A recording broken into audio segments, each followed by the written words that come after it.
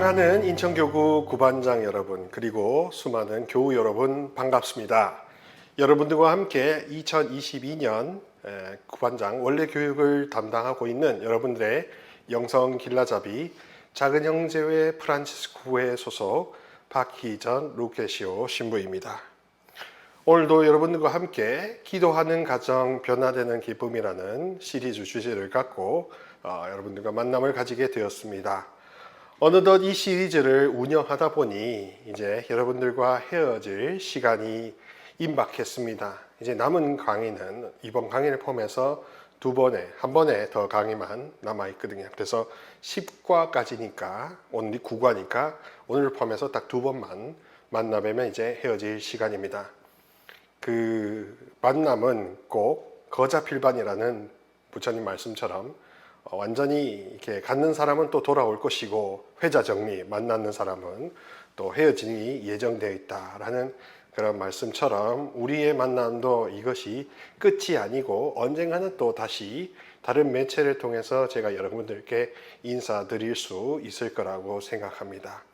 부디 여러분들의 그 가난한 마음에 그리고 어려운 마음에 힘들어하는 마음에 제가 사랑의 말씀의 씨를 뿌렸기를, 그리고 이 한 해를 통해서 여러분들이 이 천주교 인천교구 안에서 가톨릭 신자로서 영성생활을 아주 풍요롭게 할 수 있는 컬러풀한 영성세계가 있다는 것을 아셨다면 저로서는 가장 큰 보람이 생겼다고 자랑할 수 있을 것 같습니다.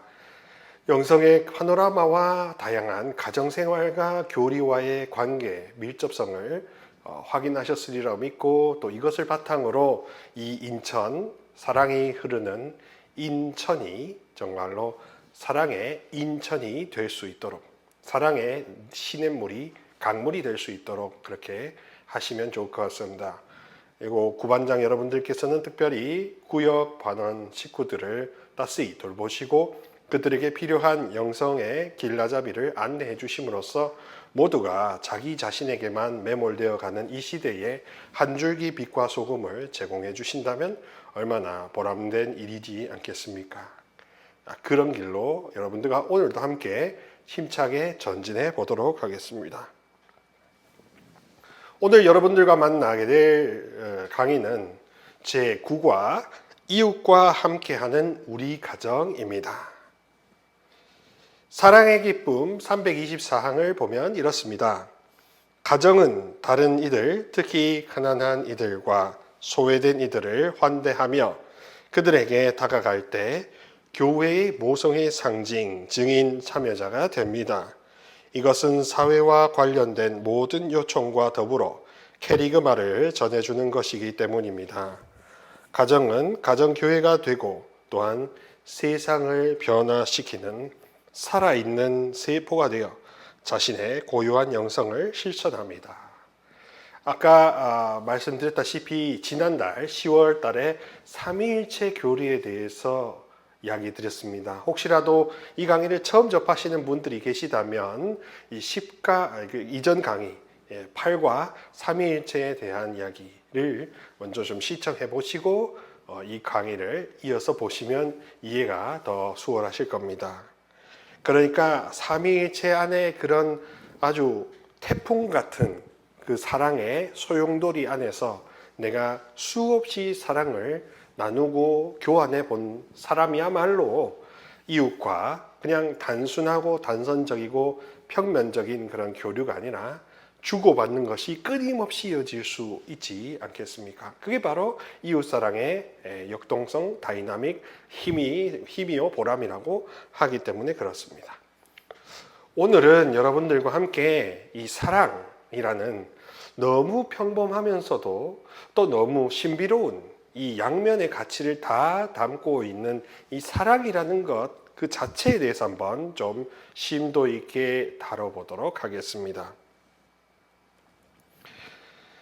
중세 교회에서는 교회를 쇄신하고 개혁하는 그런 위대한 성인들이 많이 나타납니다. 지금의 코로나 시점하고도 어쩌면 이분들의 영성이 재조명을 받아야 마땅하지 않을까 싶기도 합니다. 왜냐하면 이때 이 성인들의 특징은 하느님의 원래의 모습을 재발견하는데 아주 전력 질주를 했기 때문입니다. 무슨 뜻이냐? 그 당시도 그렇고 지금도 그렇고 인간의 지성과 지식이 아주 넘쳐 흘러납니다. 정보도 많고 또 똑똑한 사람도 많고 박사도 많고. 그런데 박사가 많고 지식이 풍부하고 또 모든 게 다 풍요로운데 왜 하느님이 보이지 않는 것일까? 그러면 그 문화 안에 가만히 보면 따스한 하느님 사랑의 온도가 얼마나 있는가를 보시면 좋을 것 같습니다. 그러니까 제가 신앙은 모든 게 입체적이고 그리고 4D, 4차원이다 이렇게 말씀드렸죠. 근데 그냥 4차원이 아니라 현실의 땅을 붙이면서도 하늘을 우러러 볼 수 있는 현실 기반의 하느님 지향적인 그런 4차원인 것입니다. 현실의 땅을 붙이지 않고 현실의 상황을 모르는 자기 이기적인 사람이 4차원이면 진짜 골 때린 거거든요.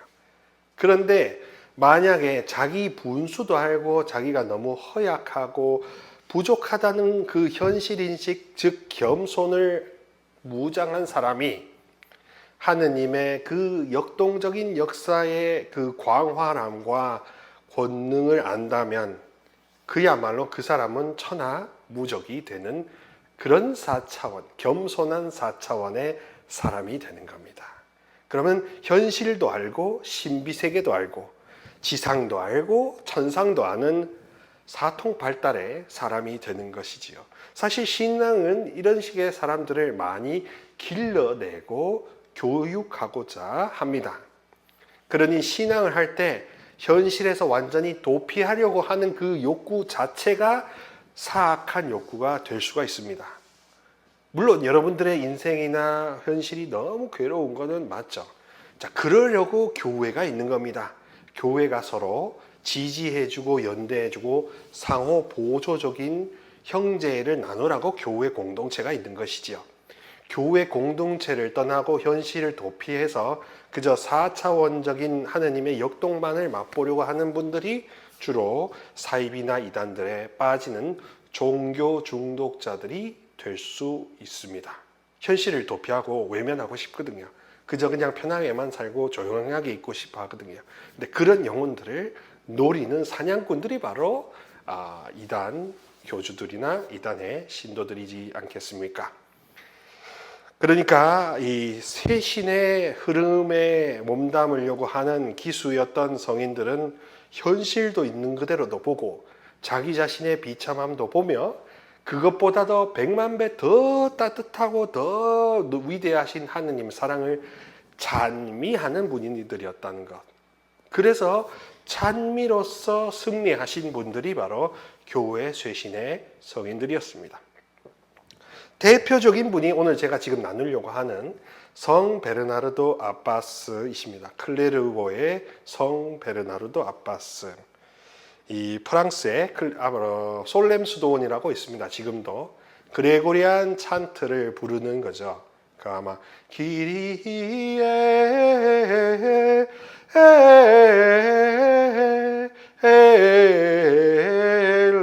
엘레이소 이런 천사미사곡이라는 노래가 있는데 이런 그레고리안 찬트를 부르는 그 솔렘 수도원의 그런 시토회나 이런 분도의 계열의 그 교회 수도원들을 이제 그 중세에 어려웠던 그 콧대 높은 사람들을 쌓아내서도 개혁해내신 분이 하느님의 사랑으로 개혁해내신 분이 바로 클레르고의 성 베르나르도 아바스이신 겁니다.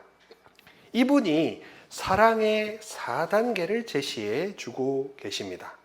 우리 무슨 계단적인 성장 좋아하잖아요. 1단계는 뭐고 2단계는 뭐고 3단계는 뭐고 4단계는 뭐고 뭐 그것을 좋아하시니까요.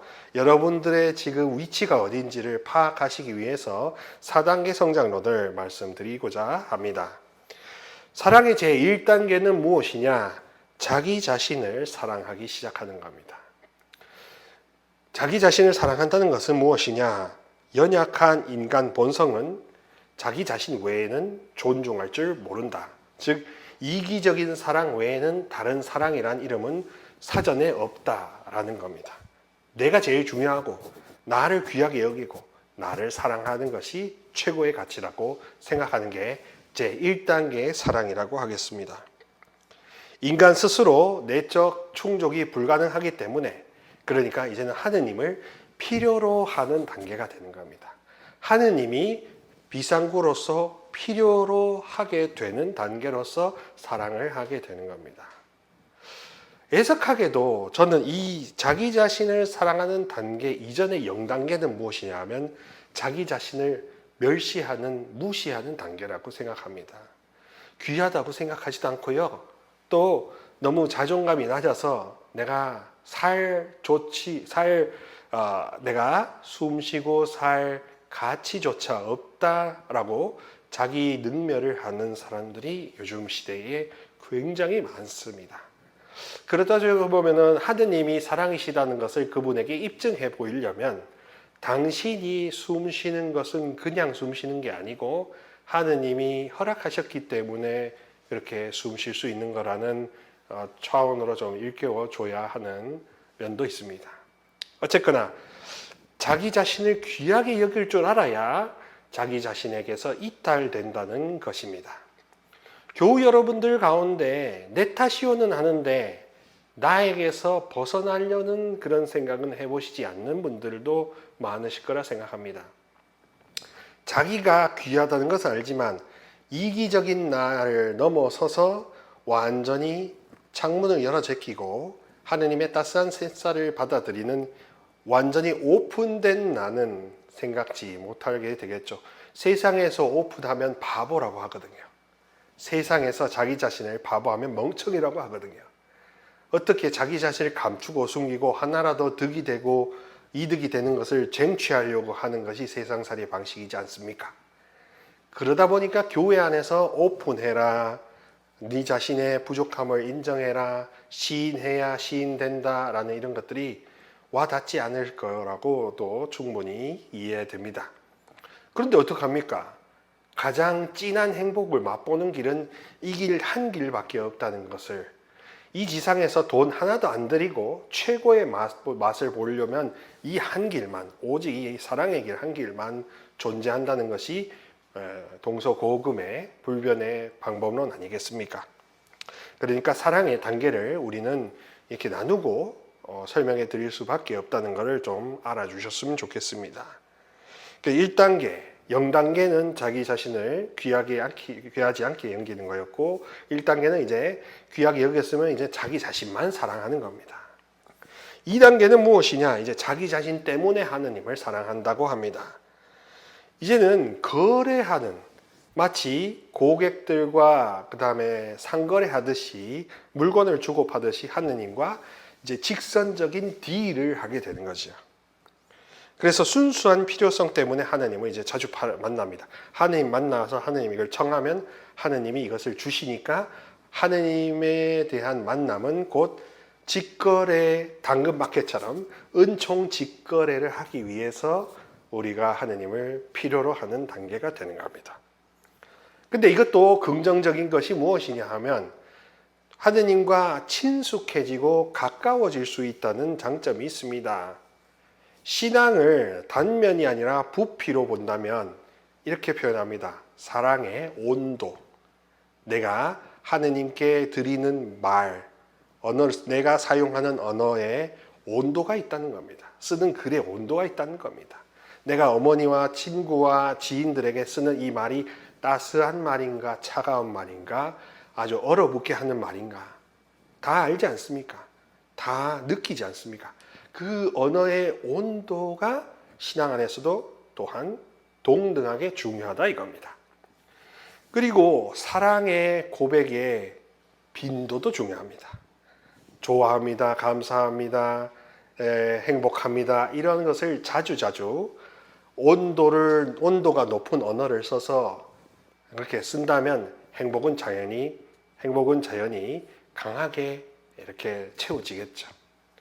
그래서 그 관계가 밀도 높은 관계가 되는 겁니다. 아주 치밀해지는 겁니다. 어떤 다른 어두움이나 회방꾼이나 원수 사탄 마귀들이 낄 틈이 하나도 없는 탄탄한 관계가 바로 밀도 높은 관계라고 하지 않겠습니까?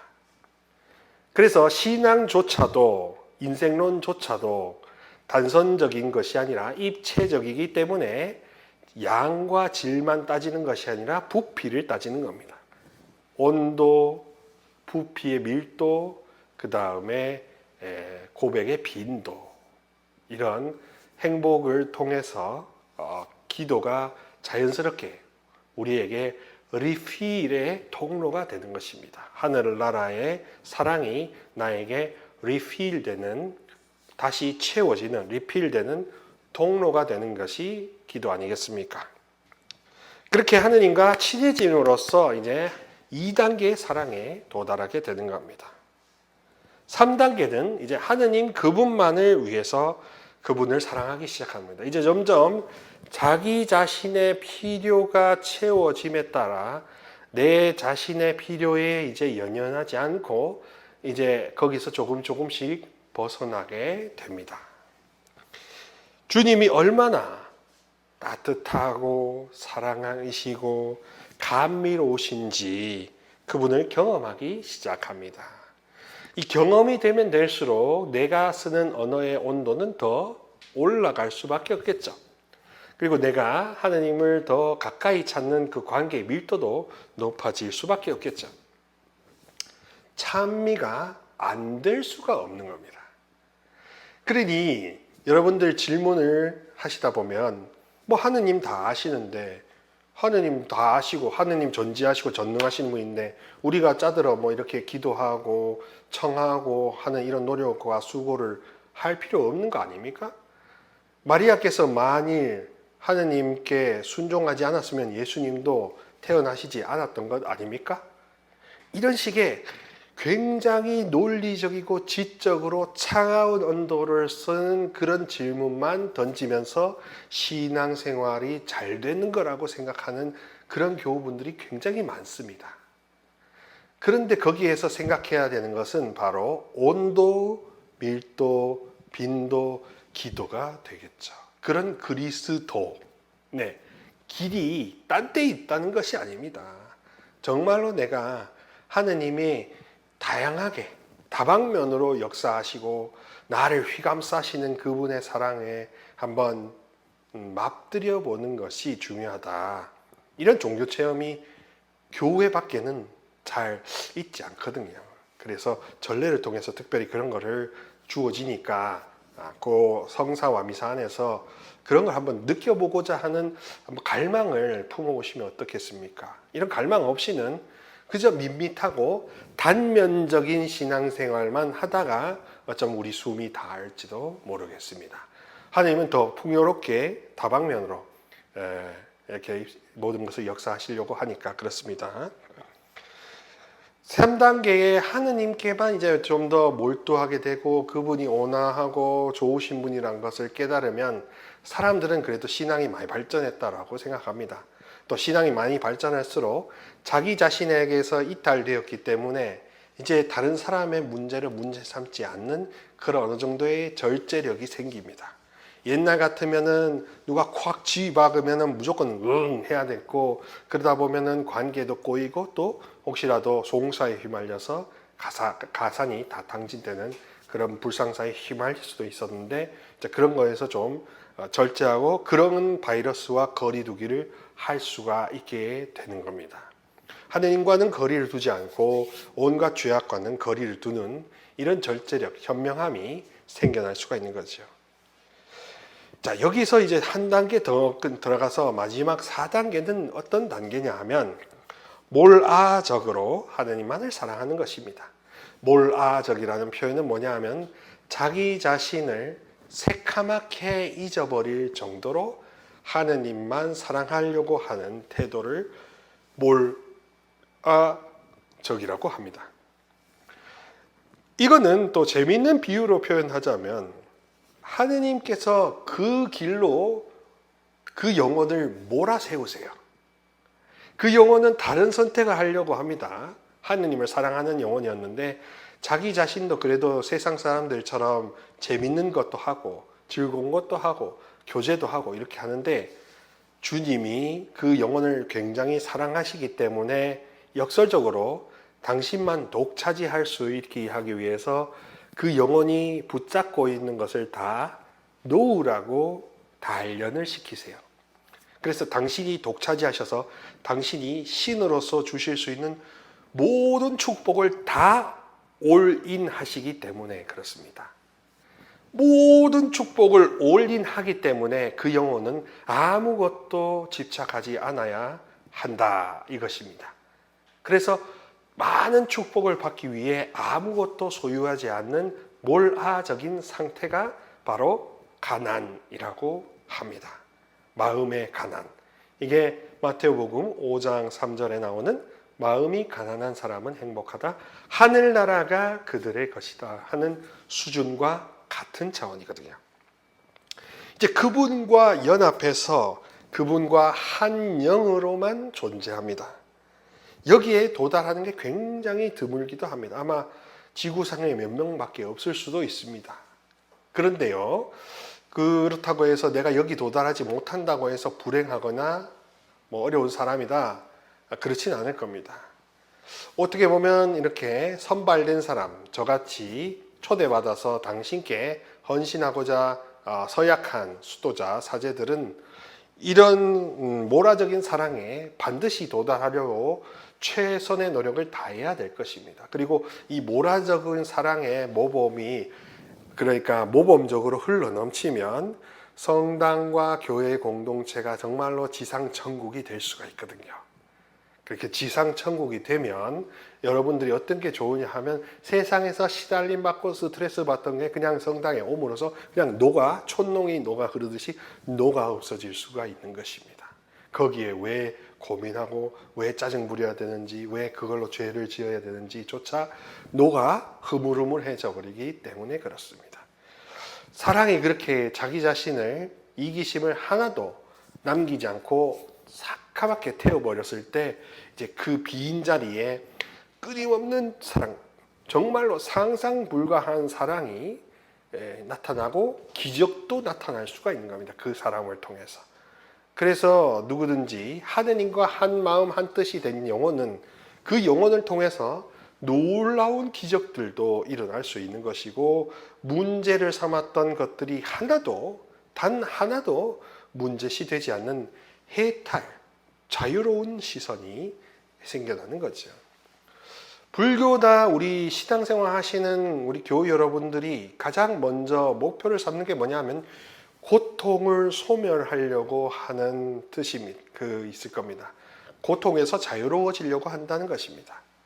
그런데요, 여러분 고통에서 자유로워지려면 어떻게 해야 되는지 아십니까?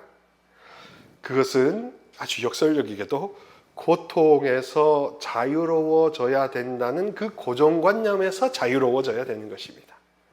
즉, 이 고통을 감내하더라도 끝까지 감내해서 천상낙원, 하느님 저 낙원에 꼬린하면 그것으로 족하다 하는 게 그게 가장 완전한 깨달음, 몰아적인 사랑이 되겠죠. 사실 질병과 고통이 괴로운 건 사실입니다.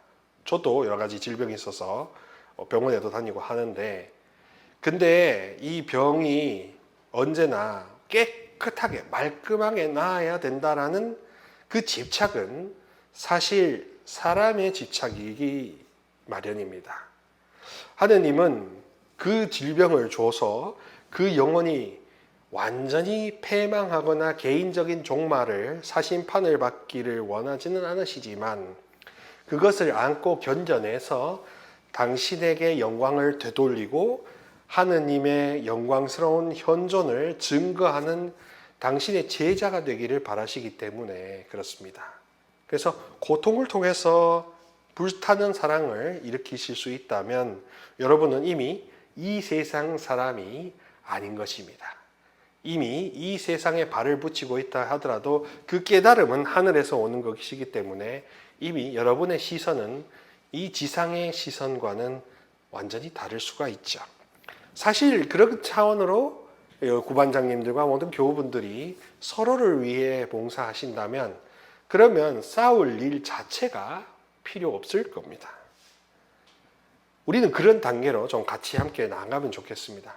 그리고 절대로 신부님, 수녀님들이나 그런 모라적인 걸 하지 세상 살고 이렇게 우리처럼 돈 벌어야 되고 이런 사람들은 그럴 여유도 없고 틈도 없어요. 라고 말씀하시는 분들이 차가운 언어로 말씀하시는 분들이 계실 텐데요.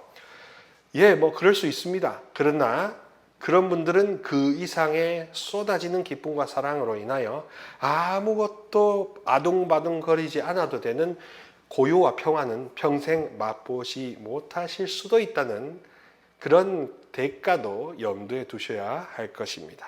세상에 그런 대가는 너무 잔혹하거든요.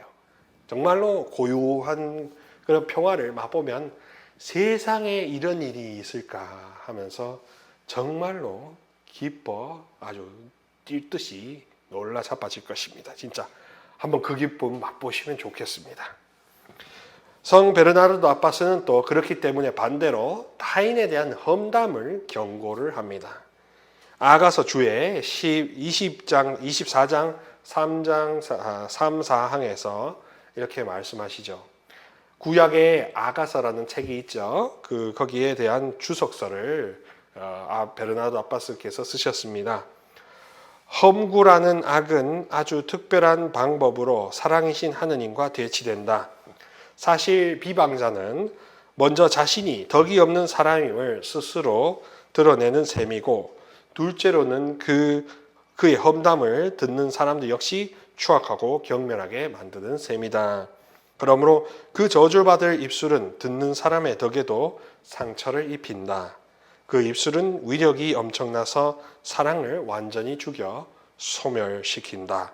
그리고 그 자리에 어떤 사람도 그 말로 인해 동일한 상처를 입는다. 한마디로 우리가 이런 표현이 모르겠지만 험담을 함으로써 내 금쪽 같은 입이 이 오물통이 되는 것입니다. 내 혀가 귀한 혀가 정말로 쓰레기통이 되어버리는 것이죠. 그렇게 왜 어리석은 짓을 스스로 범하느냐?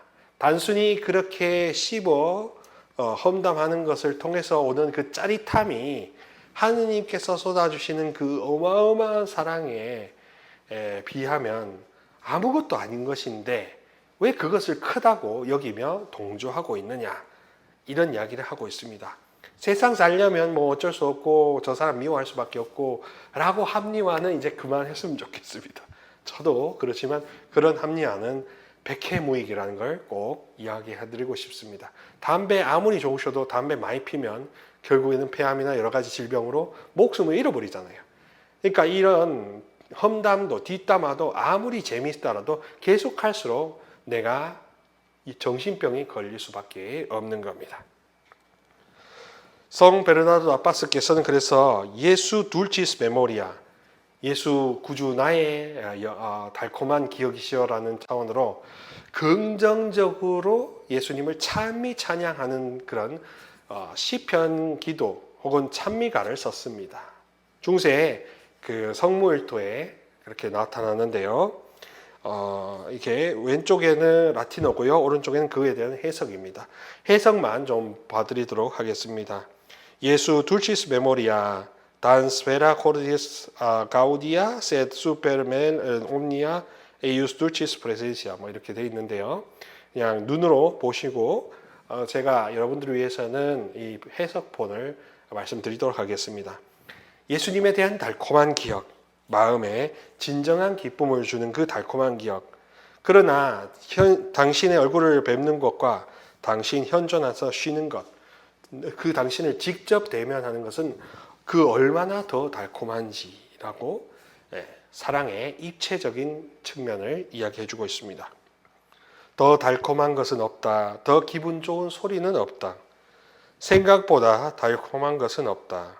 하느님의 아들 예수님보다. 예수여, 회개하는 이의 희망이시여, 온유한 모든 이의 기쁨이시니여, 당신을 찾는 사람들에게 얼마나 좋은 일입니까? 하지만 누가 당신을 찾나이까? 어떤 언어로도 말할 수 없고 어떤 글로도 표현할 수 없는 사랑하는 이만은 알 수 있네. 예수님을 사랑하는 것이 무엇인지를.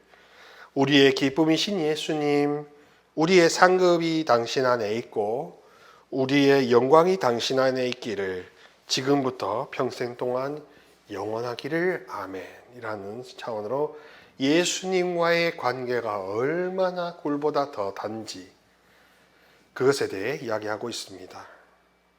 사랑하는 우리 교우 여러분, 신앙은 긍정에서부터 시작될까요? 내 죄를 탓하는 것에서부터 시작될까요?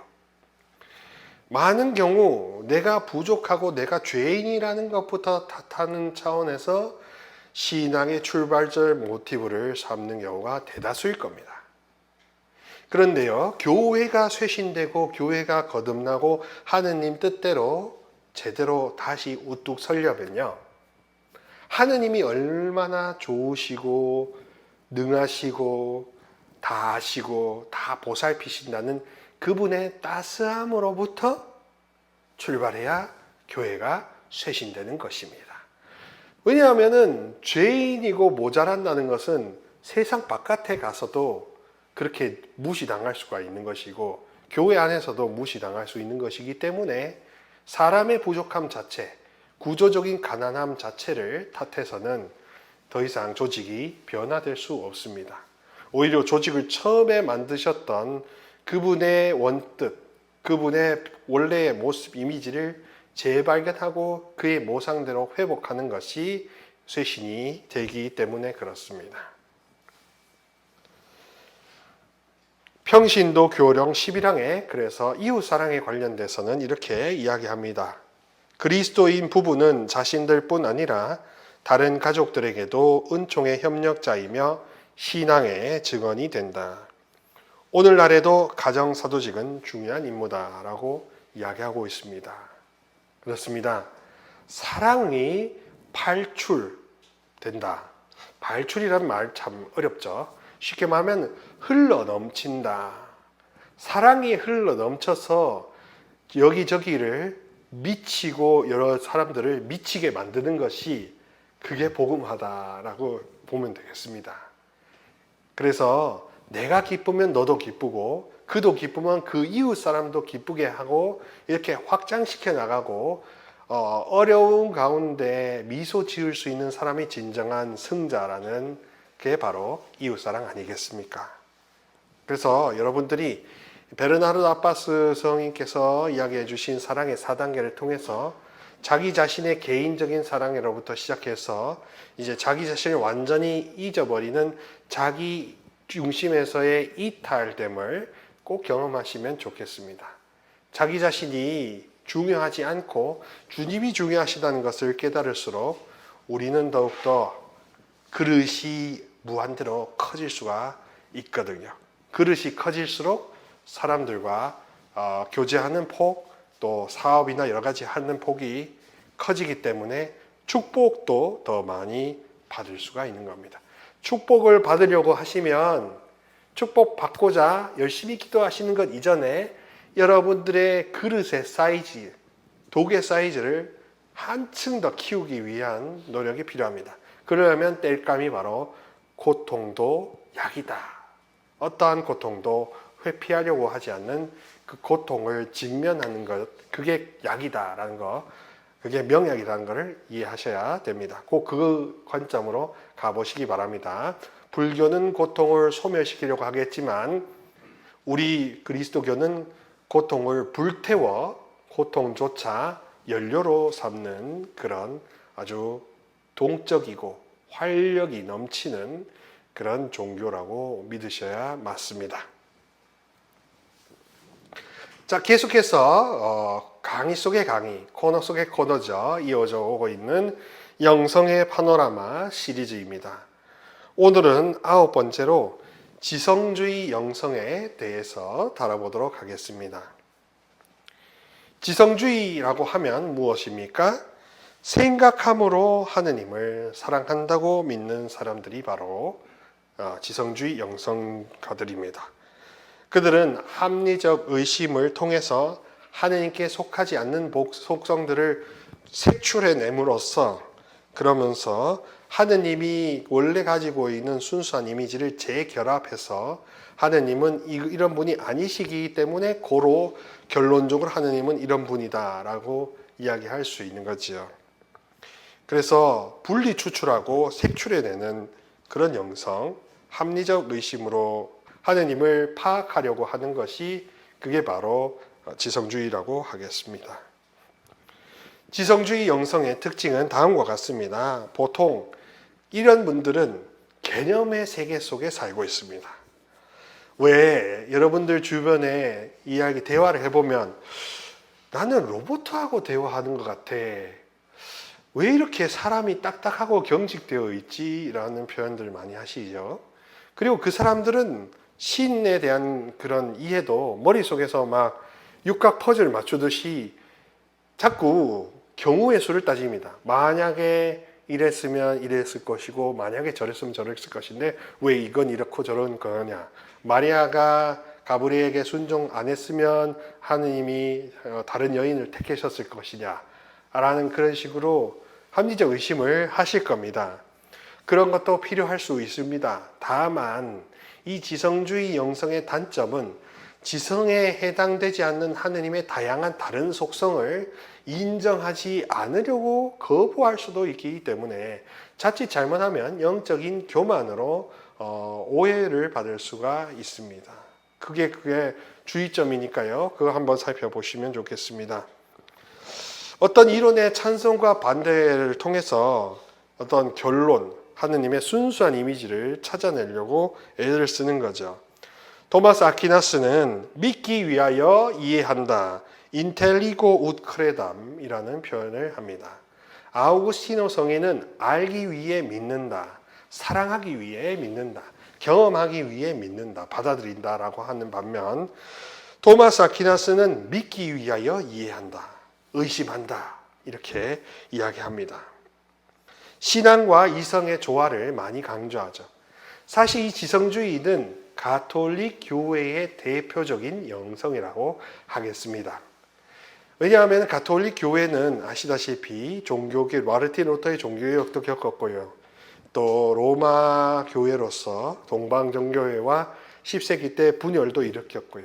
또 여러 이단들과 전쟁과 군주들의 여러 가지 개입과 괴롭힘 때문에 한시도 고요한 날이 없었기 때문에 하느님스럽지 않은 것을 분리 추출하고 색출해내려는 지성의 작용을 굉장히 권장했을 수밖에 없습니다. 왜? 호교론이기 때문에. 호교론 교회를 수호하는 반론이기 때문에 그렇습니다. 그래서 지성주의 영성이 굉장히 굳건하게 메이저 흐름으로 자리 잡고 있습니다. 주류 신학으로. 그러다 보니까 뭔가 이성에 대한 강조점이 들어가고요. 믿기 위해 의심한다 이런 표현도 많이 하고요. 또 혹은 무턱대고 믿지 마라. 거기 그렇게 함부로 미치지 마라. 이렇게 이야기합니다. 그런데 그래서 이게 좀 오해를 사면 자기 기준으로 이것을 미치면 안 된다고 이야기할 수 있죠. 그러면서 또 다른 여러 가지 우상적인 것, 골프, 또 테니스, 또 여기 술, 취미 이것 자체는 각각은 다 좋은 것이지만 이것을 한다는 핑계로 하느님을 섬기고 주일미사를 참여하는 것을 외면하는 그런 우상 숭배에 빠진다면 그러면 그런 분들은 이 지성주의로 인해서 나는 여기 갔기 때문에 이런 것은 괜찮다라고 이렇게 합리화해 버린다면 그 왜곡된 지성주의가 될 수 있지요. 신앙과 이성의 조화를 도모하고 있습니다. 신앙의 형이상학적인 전제들을 이성의 자율적인 노력을 통해 형성이 가능한다. 이런 표현을 하고 있는데요. 자기 이성이 스스로 뭔가를 설정하고 질문하고 도출해 나가려고 하는 것이 바로 형이상학, 뭔가 보이지 않는 물체에 대한 철학적 탐구를 이렇게 탑을 쌓듯이 탑을 쌓아 나가는 겁니다. 신적인 계획, 계시, 하느님이 갖고 계신 신비 이런 거는 약간 옆으로 제껴두는 겁니다. 왜냐하면 이해가 안 되잖아요. 지성이 범위 안에 그게 들어오지가 않잖아요. 내 섹터 안에 들어오는 것만 믿겠다 하는 것이 바로 지성주의이기도 합니다. 양심을 그래서 중시하죠. 모든 분야의 올바른 행위의 기준이고 선의 실천의 척도가 되기 때문에 그렇습니다. 그리고 자율성도 중요하게 여깁니다. 자신이 자기 행동의 주인이 되면서 자연스럽게 아는 것을 행위로 실천하고자 하는 주체성이 부각이 됩니다. 다만 모든 과정을 알고 결정한 후에 은총으로 지복직관으로 하느님 만날 수 있다. 무슨 뜻이냐 하면 사람이 여기 출발선이 있으면 100m 막 여기에 하느님이 기다리고 계시면 어떤 사람은 여기서 헬기를 타고 100m를 앞으로 바로 직강화를 할 수도 있을 겁니다. 그러나 이 지성주의 사람은 이 100m의 모든 1m마다 다 관찰하면서 다 의심하면서 점검한 다음에 마지막에서 한 10m 정도를 하느님의 은총으로 마디 점프, 노래방처럼 마디 점프를 해서야 하느님을 진짜 내 눈으로 입체적으로 대면한다. 이것을 말하고 있죠. 이것의 반대 상대 그 논조는 바로 주의주의, 볼론타리즘이라고 해서요. 의지, 나의 의지, 인간의 의지, 권능, 목적 이것이 지성, 이해를 앞선다고 믿는 겁니다. 그러니까 이해해야만 다 할 수 있는 거냐? 원하면은 다 할 수 있지 않느냐? 원하면 하느님을 만날 수 있다는 것이 주의주의 쪽이고요. 아니다. 알아야 면장을 한다라는 것이 바로 주지주의 쪽입니다. 그러니까 다 배우고 다 깨닫고 다 안 다음에 인간의 노력으로 다 내 섹터 안에 있는 것을 다 캐낸 다음에 그제서 마지막에 하느님한테 손을 내미는 방식이 되겠죠. 자, 그러다 보니까 하느님과 나와의 격차에 대한 이야기를 많이 합니다. 내가 아무리 다가가려고 해도 하느님께 다가가려고 해도 하느님과 건널 수 없는 강이 있다. 그 건널 수 없는 강을 건너게 해주시는 것을 두고 주님의 은총이라는 뱃사공을 부르는 겁니다. 주님의 은총은 그렇게 하느님과 나를 연결시켜주고 건널 수 없는 강을 안전하게 건너게 해주는 뱃사공이라고 표현하는 게 바로 지성주의에서 나타나는 이름인 것이지요. 성체 찬미가에서는 그렇게 하느님과 인간 사이에 거리, 극복할 수 없는 그런 갭차를 설명해 놓고 있습니다. 엎드려 절하나이다. 눈으로 보아 알 수 없는 하느님. 눈으로 보아 알 수 없는 하느님. 그렇게 우리 눈이 아무리 보려고 해도 알 수 없다라고 이야기하고 있죠. 두 가지 형상 안에 분명히 계시오나 우러러 배울수록 전혀 알 길 없었기에 제 마음은 오직 믿을 뿐입니다. 여기에서 믿음은 제일 마지막이 되는 것입니다.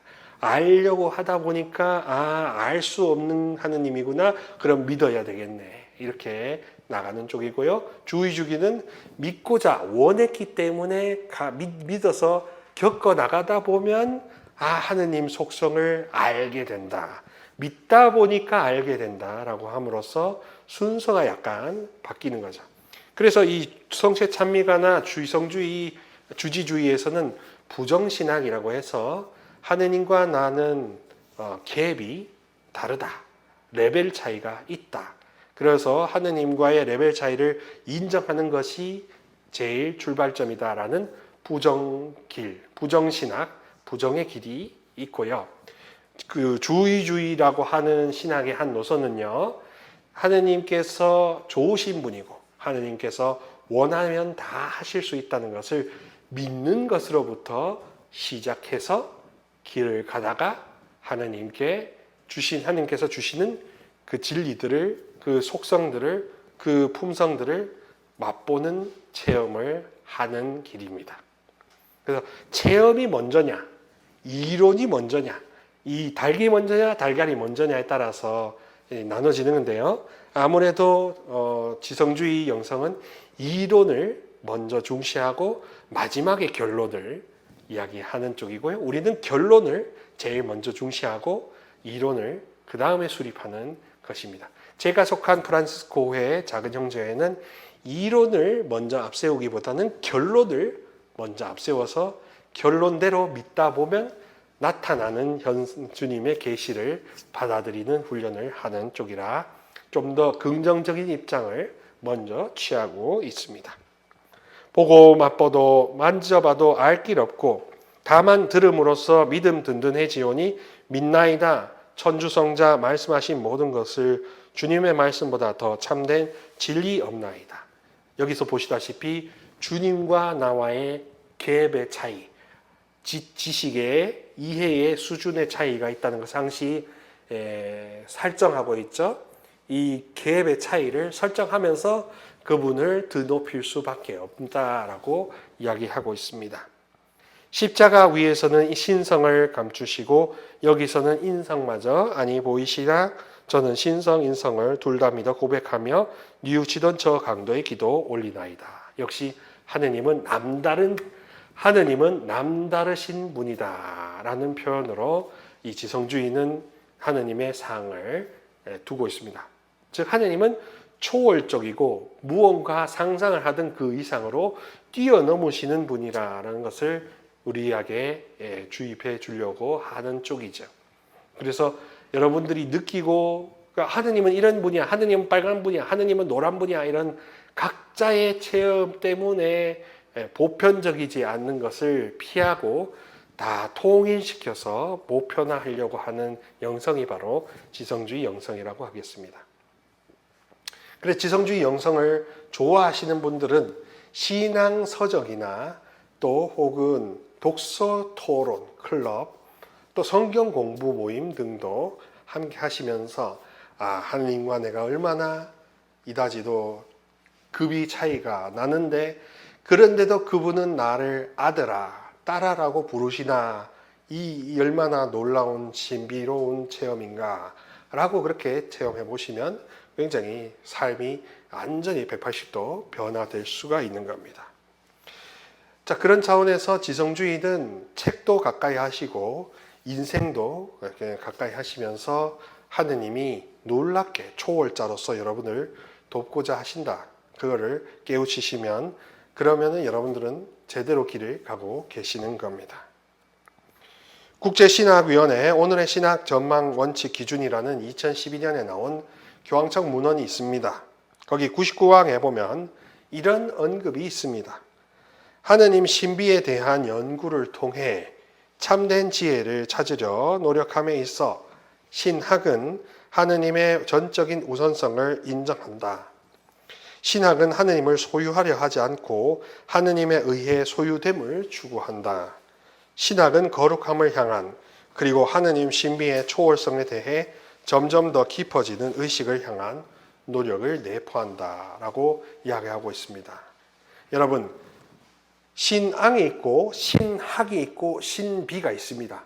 이 세 단어 뭐가 뭔지 다 헷갈리시잖아요. 좀 또렷하게 정의해 드리도록 하겠습니다. 신학은요, 한마디로 지성의 차원에서 이것을 좀 차가우면서도 보편적으로 이렇게 냉철하게 분석하는 겁니다. 신앙의 뜨거움보다는 신학의 지성의 차가운 냉철함을 갖고 있는 것이 바로 신학이 되겠습니다. 하느님은 이것이 아니시며 하느님은 저것이 아니시며 하면서 불순물을 제거하는 색출하는 것이 바로 신학이거든요. 신비는 무엇이냐 하면 하느님이 그렇게도 놀랍고 따스하고 역동적이고 또 그럼에도 우리가 거리두기를 하려고 함에도 우리를 덮고 감싸는 그 놀라우신 분이다. 그분이 우리의 생로병사와 우리의 갈 길을 다 알려주시고 우리의 앞길을 당신 말씀의 지혜로 등불로 밝혀주신다. 라는 식으로 굉장히 긍정적으로 바라보고 있지 않습니까? 이게 바로 신비에 해당이 됩니다. 그래서 신비이기 때문에 그분은 고통마저도 긍정으로 받아들여서 십자가마저도 당신이 두 팔 벌려 완전히 100% 긍정하며 마지막에는 순종하며 다 받아들이셨지 않습니까? 이런 식으로 모든 것을 절대 긍정으로 보는 게 바로 신비라고 하겠습니다. 그러면 신앙은 신학을 먼저 앞세울까요? 신비를 앞세울까요? 지성주의자들께서는 신학을 먼저 앞세우실 거고요. 저같이 프란시스칸들은 신비를 먼저 앞세우게 될 것입니다. 그러나 어느 하나가 맞고 어느 하나가 틀리다고 하지는 않습니다. 영 엉뚱한 이야기를 하지 않는 이상 신학이 앞서냐 신비가 앞서느냐, 신비가 앞서냐 신학이 앞서느냐, 이것에 대해서는 각자의 선택이 달려 있을 것입니다. 아무튼 신앙이란 것은 이 두 원천에서 나오는 하느님의 마음가짐, 하느님의 은총을 다 받아들이고 그것에 따라 순종하며 살아가는 일상의 삶이 바로 신앙이 되겠죠.